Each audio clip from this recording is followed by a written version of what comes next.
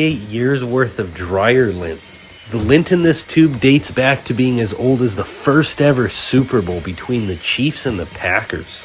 Just look at how much comes out. It's absolutely mind-blowing.